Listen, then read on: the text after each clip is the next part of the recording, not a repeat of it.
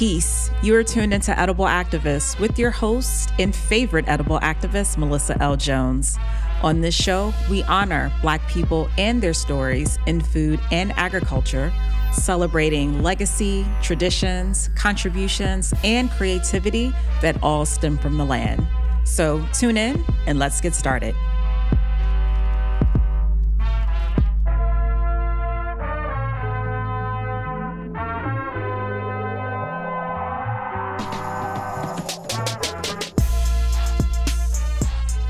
Peace. This is your host and favorite edible activist, Melissa L. Jones. Today's guest, Julius Tillery, is a fifth-generation cotton farmer from North Carolina, reclaiming the narrative around one of America's most complicated crops. Through his company, Black Cotton, Julius transforms this plant, once tied to deep oppression, into a symbol of culture, beauty, and economic empowerment for Black farmers. Julius, welcome to the show. Glad to be here. I'm excited. I'm always excited, but I'm super excited because this is going to be such a fruitful conversation. I already know. And so Julius has already welcomed me with his Southern love. And so I'm just so looking forward to you gracing this show, Edible Activists, with your knowledge and sharing all of your perspectives and your experience, your lineage, all of the things. And so, again, just want to welcome you, Julius. I'm so happy to have you. All right. Thank you. Thank you. I'm glad to be here. Yes. All right. So we're going to kick off. Julius, you know more than anyone, our ancestors, have, being, so deeply tied to this work as well. Cotton holds such a complex history for Black Americans. So we love a good origin story and love a good background story. But what has been your personal journey to embracing it as your crop and livelihood? Well, just like many people, I had negative notions and thoughts around cotton and how we're perceived around cotton myself. Growing up, I've always farmed cotton. I've probably been, active on our family farm since 5 years old, and we've grown cotton pretty much every year since I've been working on the farm. And while I used to look at farming as like a dirty chore and this part of business that I really didn't talk much to my friends, somewhere in my 20s, when I was farming cotton with my dad and grandfather, I felt to myself that, hey, I'm gonna have to do this for life. So maybe I should change the perspective of how I look at it and others look at it as well. Because I know a lot of good people that work in cotton. And growing up, I knew a lot of people that was in the industry. So I just thought that it was just so many people that was in the industry. However, when I was working professionally as an advocate and going around speaking to conferences, I realized that it wasn't as many Black people farming cotton that I assumed it to be. And that's what really pushed me to start to try to connect and try to change ideas of how people saw cotton farmers, because I really felt the extinction level event happening around Black cotton farmers. So it's fair to assume, Julius, and please, correct me if I'm wrong, that when you first started farming cotton, that you did face, some pushback or that curiosity from your own community, and curious, how those conversations shape your journey. I mean, we know that there's even just generally just Black people in farming and agriculture as a whole. There's all these stigmas tied to it. There are these ill jokes around farming and slavery, but certainly when it comes to cotton, I'm sure that the pushback was even more elevated. So is it fair to assume that there was pushback and just larger curiosity from the people you were connecting with when you got into cotton farming? Well, I didn't feel pushback from people in cotton until I actually started promoting that I was a cotton farmer. So I didn't get online and start promoting that I farmed cotton until 2016 when I started the business. And when I initially started the business and I started making some of my first posts about me being a cotton farmer, I had a few people that came at me with negative reactions.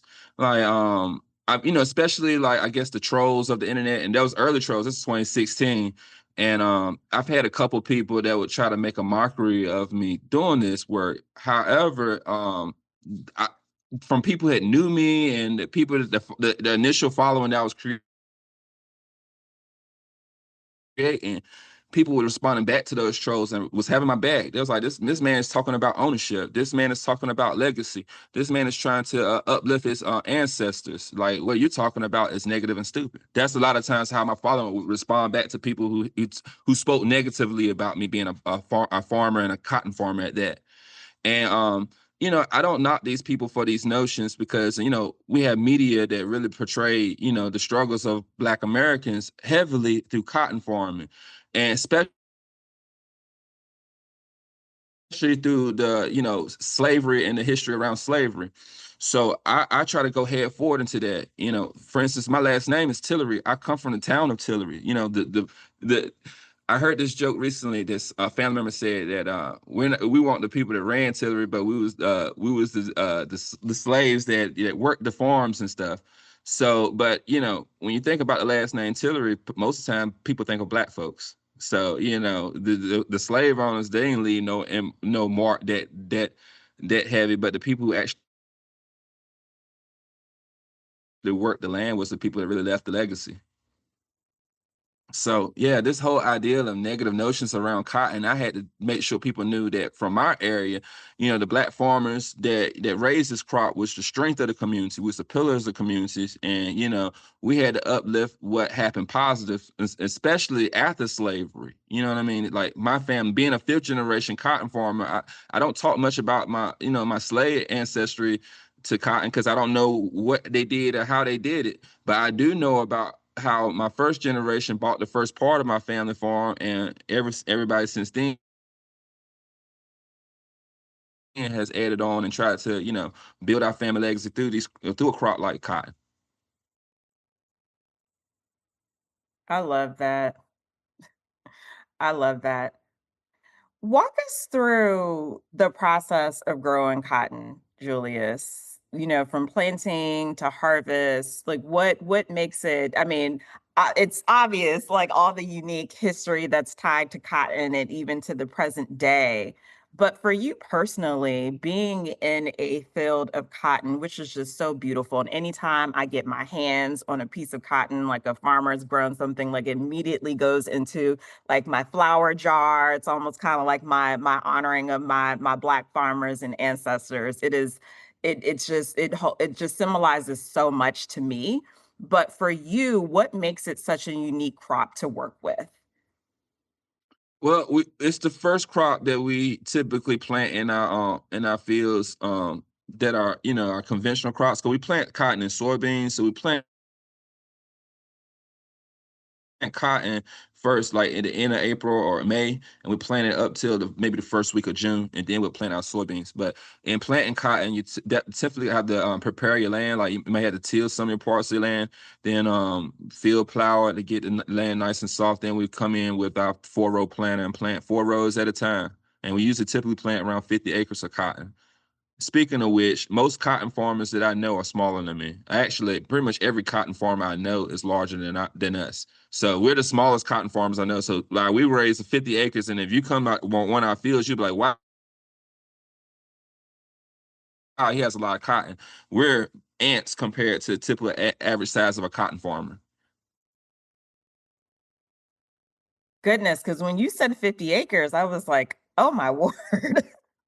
Yeah, a lot of people I know that raise cotton, they do 500 acres, 1,000 acres of cotton.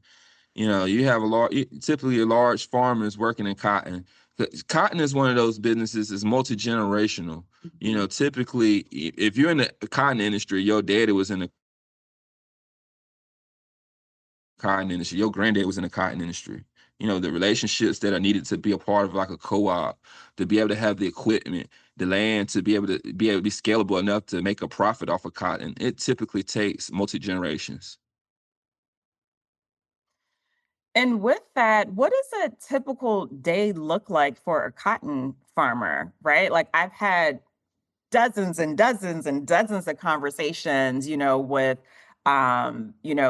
farmers who are growing vegetable crops, right? Some just a handful of farmers, who have livestock, but most of my conversations are with farmers who are vegetable growers. So, but growing cotton, what does a typical day look like to tend to 50 acres of cotton every single day? Well, I tell you this, we're different than like vegetable farmers and livestock farmers because cotton, when you're in cotton production, you measure things by the season that you're in. Like we have planting season. So when you're planting your crop, you're trying to get it all planted as fast as possible so it can be in the ground to rise up. And once you get a good stand on your cotton crop and it's up, then you have maintenance season when you're trying to spray your crops to get rid of the pesticides. I mean, you spray your pesticides, herbicides to try to keep the pests down, keep your weed pressure down. And so it's always like in a season of work where you're trying to get all of the work done. It's not necessarily a day by day thing. Like if you have animals, you got to feed them every day. You got to water them every day. You got to give them water every day. But with cotton crops, it's all about getting the work done for that season. Then the next thing you have to do, you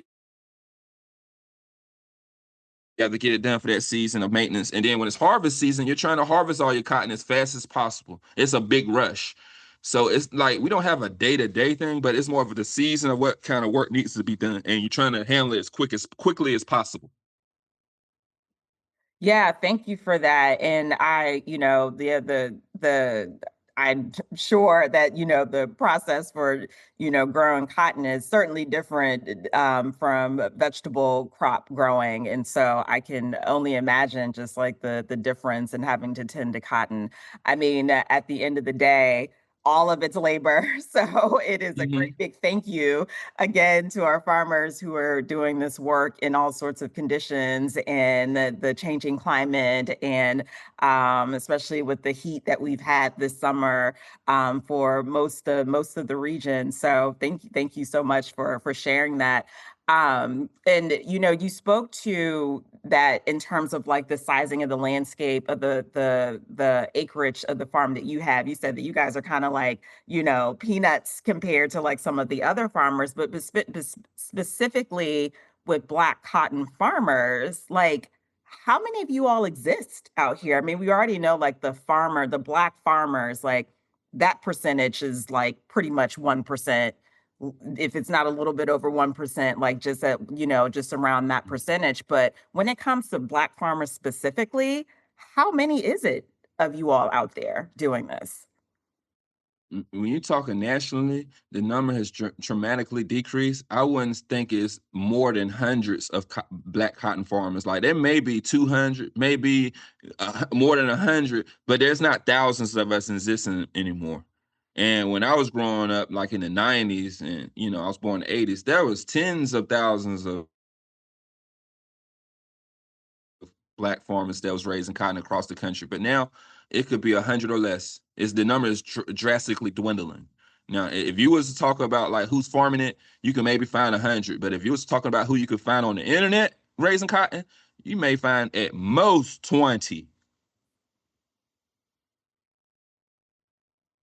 So you got to do it's either the person, maybe, like, do you know some of these Black cotton farmers or they, Yes. okay, okay. It's just one of those like underground networks. Like, He- if you know, you know. Wow. Here's So, another thing. yeah. Here's here's another thing about that. Most of the black cotton farmers that I know, they're they're aging out of the industry. Most of them in their 60s, their 70s. They're not really like internet platform people, if that makes sense. Now, I may know about their farming capabilities and what they do on their farming enterprise, but it's not a lot of farmers that's out here that just promoting that they raise cotton so you could easily find them. I mean, yeah. I mean, it definitely treks in for whatever reason. I mean, I get it. I mean, I totally get it. I do want to go back to something that actually I was, reading a few articles, and Julius, like you've again just done some amazing work, and I love that you just been able to that you have actually been at reach, with a number of folks and have been able to share your story. And just going back to something earlier, when we were talking around, like the pushback and just conversations, and like you not like really putting this out there to 2016, and just like how some of those conversations shaped, and so one of the things that I was reading, and like if I'm incorrect, like please, like I would love to stand, I would love to be corrected, but just speaking around, like you said, cotton, it wasn't the oppressive thing, people were. So, when we're talking about, like Mhm. the commentary around cotton and even farming in general, the people were. And so how has reframing that truth influenced the way that you work and tell Cotton's story? Well, we have to remember that cotton is a more than 5,000-year-old plant that originated in Africa. So there's this belief that there were slaves brought from East Africa and Middle Africa that was growing this cotton because they was the best growers of cotton in the world. So when these people was brought to America, if you look through the Black Belt of United States, there's a commonality between these communities from Northeast, the Southeast, Northeast, Southeast Virginia, Northeast North Carolina, all the way down to the Delta. There's a commonality between these people because these are the cotton growers of the world. We never really been presented that way, but we're the best cotton growers in the world, and that's how we was placed in this Black Belt of the United States that has the best land for growing cotton in in the northern hemisphere. So I think there is power within these black communities that's a part of the black belt, and we don't even understand how connected we are through that ability to be some of the best workers of cotton lands and cotton fields in the world, not just in the United States, but just in the world. Because Absolutely. there's still places. United States. United States is the third leading producer of cotton in the world. China and India still has a lot of cotton producers. However, some of the best people in regards to production came from Africa, and they landed in United States. So that's an ancestry that we really don't take a lot of pride in, but we have helped build the whole cotton market for the world. Indeed, we have. Thank you for that. Do you get inquiries from farmers and Black farmers specifically who are looking to just go into cotton production solely, and do you feel like is there, and I don't, I'm asking this question from like literally not knowing, I mean, knowing some of the history that's tied to cotton, but just in manufacturing, like in general, like, are we in this like need for more cotton farmers in general, but yes, would love an abundance of more Black cotton farmers to keep the legacy going. But like when it comes to production to this day, like do we need more cotton farmers like now, like in the States specifically? What I would like to specifically see is black companies, black owned companies develop market space for products that are made by black farmers. And once that occurs, then the farmers who are already conventionally row cropping can diversify into cotton. Now, there's plenty of farmers that could be raising cotton, but instead they raise soybeans, corn, and other crops like that because they have a better market for them, and because like when it comes to cotton, you got to have people and you got to have other resources to be able to process the cotton. Nobody that's really farming cotton really processes cotton. So there's other pieces that are needed. Like even just the general piece of a cotton gin, there's the last black owned cotton gin I know is it stopped operating in like 2016. So, when it comes to us being able to control our cotton as a farmer, we really don't have no space or capability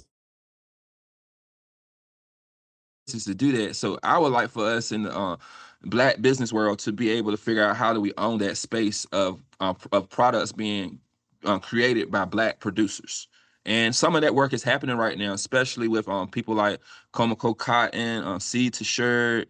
You know, there's a few groups that are really trying to create space for Black producers and to be able to make products that are owned by us.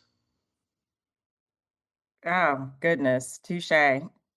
I remember, and it's, you know what, I when I go like into certain parts of the country in down in the country, Mississippi, and I am drawing a blank of where I was that a couple years ago. Might have been like right outside of like Canton, Mississippi, where my grandfather, who's still living, was raised. Actually, I think it was Bloodstock, if I'm not mistaken. But there's like in this old cotton gin that's just like sitting there, and, you know, when you see stuff like that, Julius, you're like, where are the resources so I can revive this or buy this? And obviously, it's sitting on a piece of land that someone owns that they're probably not going to give up. And chances are that it's not someone who looks like me that owns the land. And it is so frustrating. Do you come across stuff like Mhm, that mhm. when you travel, especially being down south? It is so frustrating for me because I'm like, it's just there, and there's so much history tied behind that, and I know it's been there forever, and I just want to like have the resources to revive it, but obviously there's like a laundry list of steps to do that. But like, do you ever come across moments like that? What frustrates me is when I hire capacity Black business people question the feasibility of us existing. Like for instance, the popular meme of when Kanye West asked Sway from Sway and Sway Radio, how can he create this clothing line? How can he, he don't have any factories, he don't have any of these resources. I said to myself, that he ever thought about asking the people who work in these industries? Like I'm sure that he asked the business people who control these industries how to make it done, but he didn't ask any of the people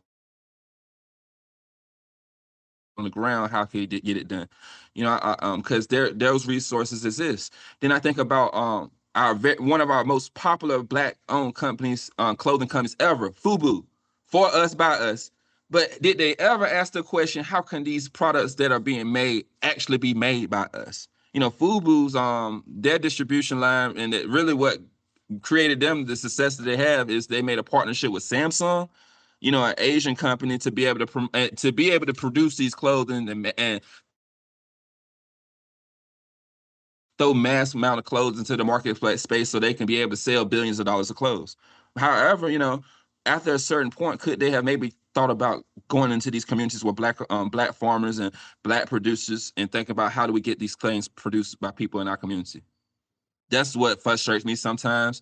But I understand, wealthy people know how to make wealth, and they gonna associate in wealth creation with the people that already have it, not trying to create it in the places that it don't exist.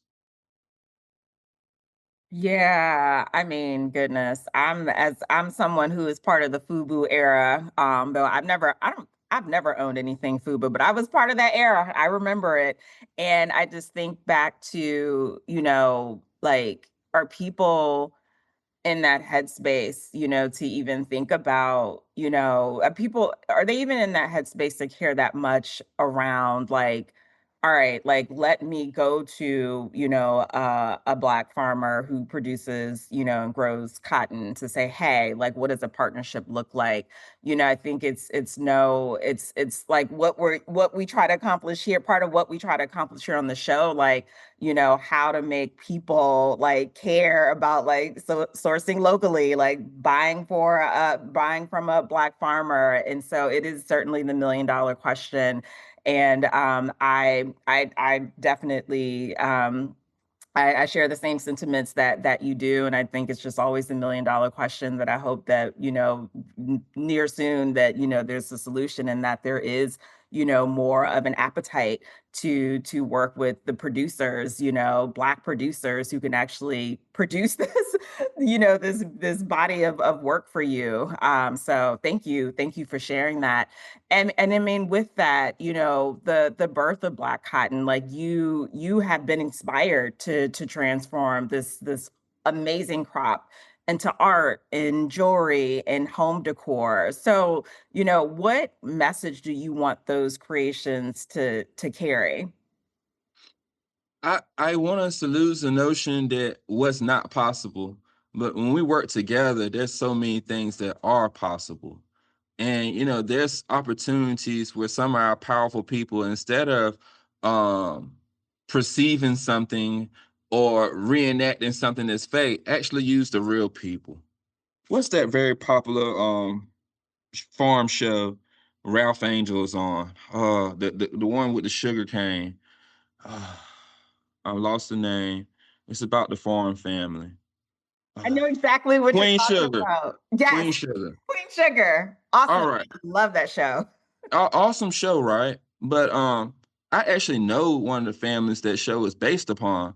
It's cool you have actors that act about this, scenarios, but actually involve some of these people that are actually in the industry. Like they do that filming right down in these people communities and completely avoid the real farmers. And what I worry about sometimes is when is the King Cotton show with some actors that's talking about my life and it's all fake. The cotton is AI, and they portraying our lives, but ignoring the real opportunity that exists to work with the real people. And I hope that I can make my work strong enough that we actually can make opportunities exist where the Tyler Perrys, the Oprah Winfreys, the people of power and entertainment can actually use their power to actually help our industries instead of exploit it for media content. I mean, for as good as Roots is, think about how it hurt us in the cotton industry, the farming industry, how we perceive ourselves in agriculture. That's what, sometimes media don't understand what negativity they bring with them exploiting the opportunity of thoughts and tropes. I mean, 100%, 100%. And to think about, and I think the other to add on to that, I mean, we are the big purchasers, in this economy, like we make stuff go round. Like we keep this economy like circulating these dollars and how we spend our money, Julius. So, I mean, that's just another like frustrating layer because there is power in our purchases. There is power in that I know someone and I can bring this, before someone else. There is that, but then there's also like the gatekeeping. It is the greed that exists, right? Like if you can go somewhere else and get it for cheaper and then just still tack on 70%, there's that. And so I wholeheartedly hear you. I do. So thank you for sharing that. And with that, Julius, isn't there a recent partnership that came out of your business with like the production of cotton t-shirts? Absolutely. I'm partnering right now with Comico Cotton. Comico Cotton is a textile manufacturer at Asheville, black owned by Steven Statusfield. He's done an amazing job in acquiring this asset for the community to be able to create clothing that's black owned. So I encourage people to please go to Comico website, comicocotton.com, and buy some shirts. They're being made by black owned, by black produced black farmed and produced cotton.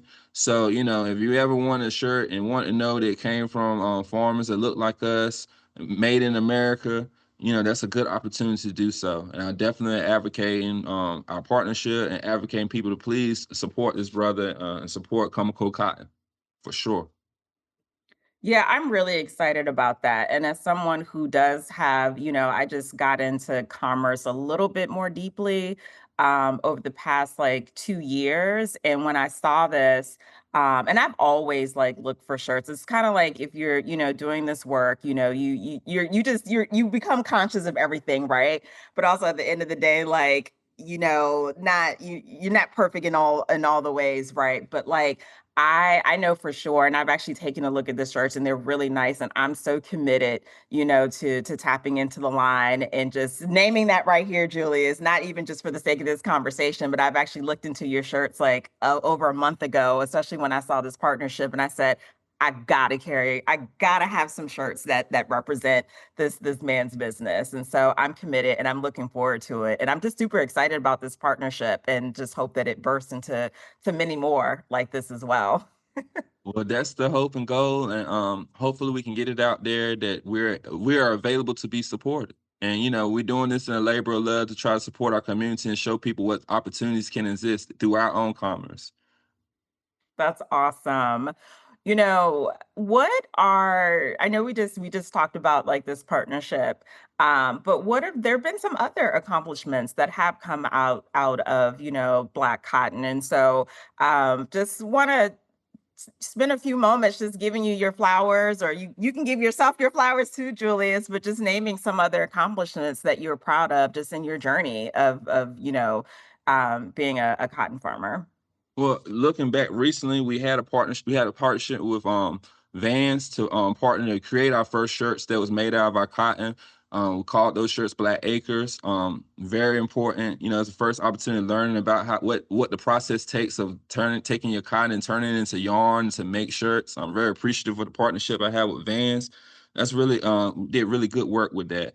With our decor products, we have sold products over 40 states. People all across the country have supported us, and really, I think we've given cotton a new look, and people can have an understanding of the value of real cotton. Because the stuff you see in like Michaels, Hobby Lobby, that's not even real cotton. Those are products made in Asia to look like cotton. So when you put those up in your home, you don't even have real cotton stalks that came out of a cotton field. You have a product that's created to look like cotton. So I hope that, through our works with Black cotton and empowering how people look at cotton, we have created some healing where people can embrace real cotton stalks, can really look, buy our stalks and be able to feel the seeds inside of it and understand that it's a real product grown on a real farm that is, made from this magical plant that clothes us every day.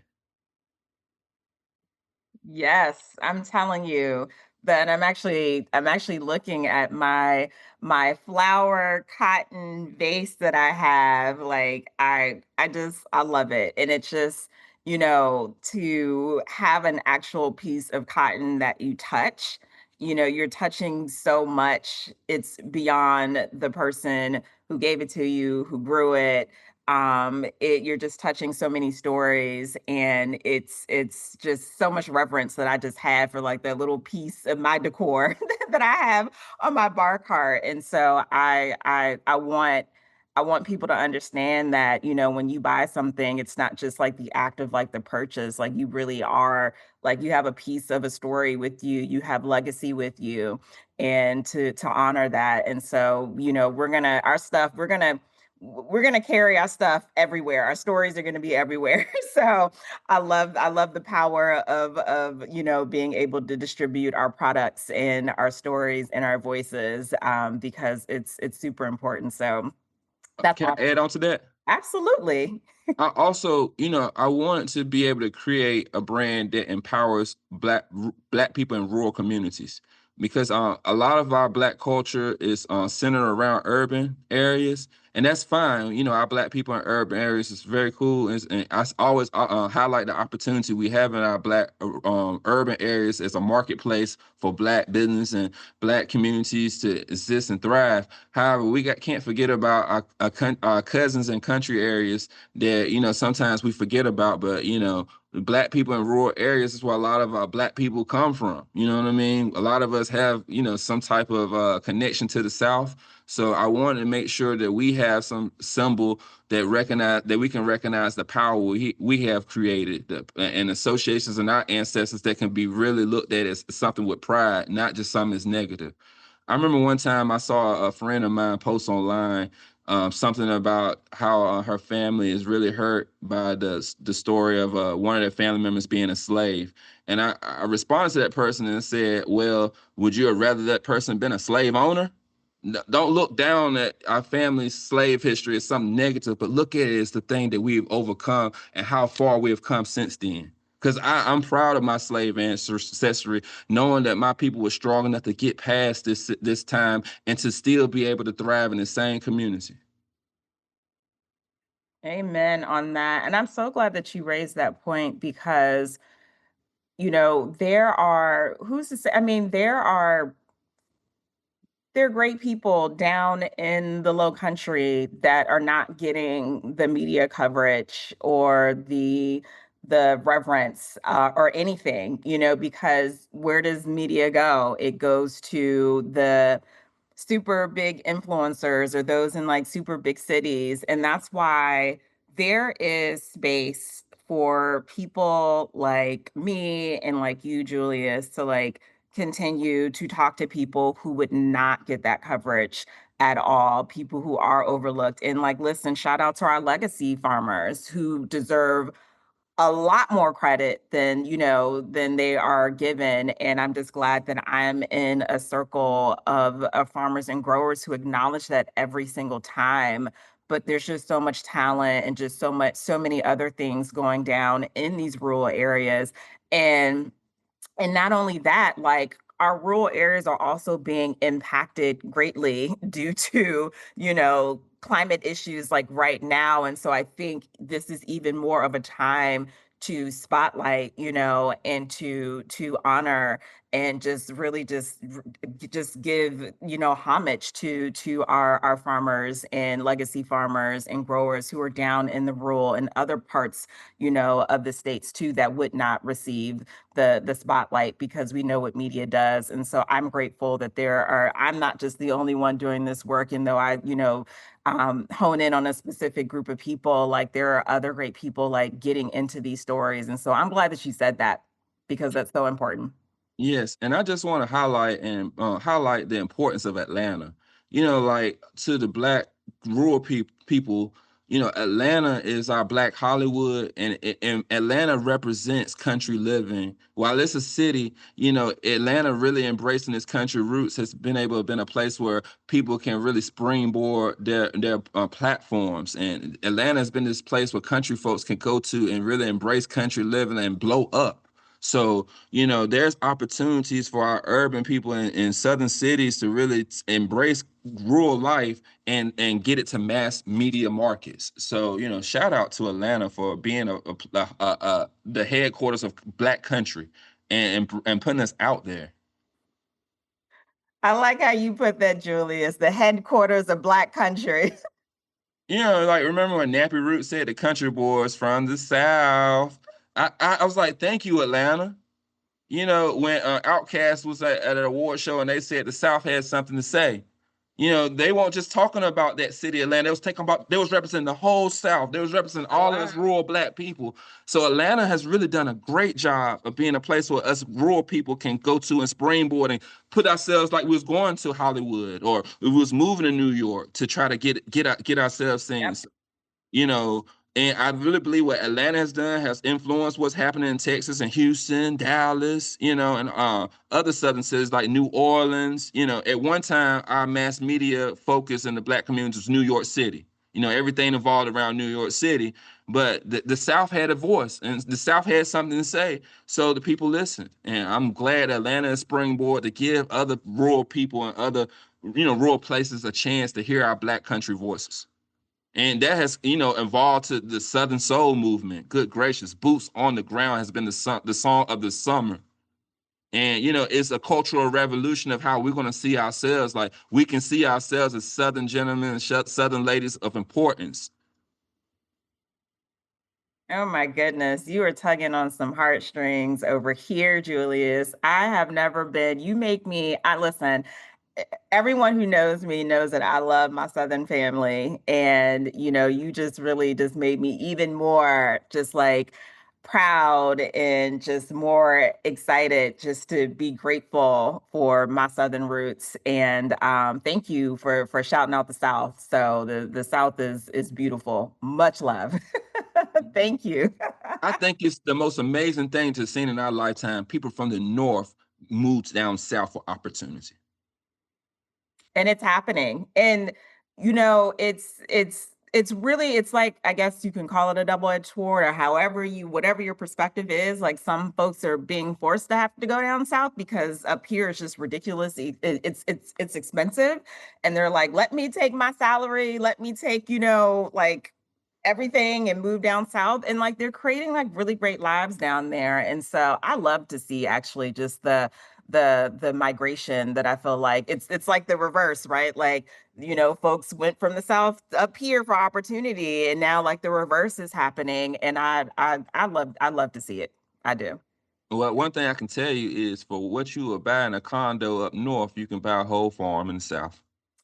Don't I know it as someone who pays DC rent? Don't I know it? I think, Julius, that was so well said, and thank you. I know you're in North Carolina, you're in the deep pockets of North Carolina, and I thank you actually. I mean, yes, like shared so much about your cotton farming business, and but just to like really wrap this up so beautifully and represent the South in the way that you did, and just shout out, just all the amazing like folks down in the rural South is just really incredible and remarkable. And so thank you for doing that. I appreciate that. I appreciate you for doing that.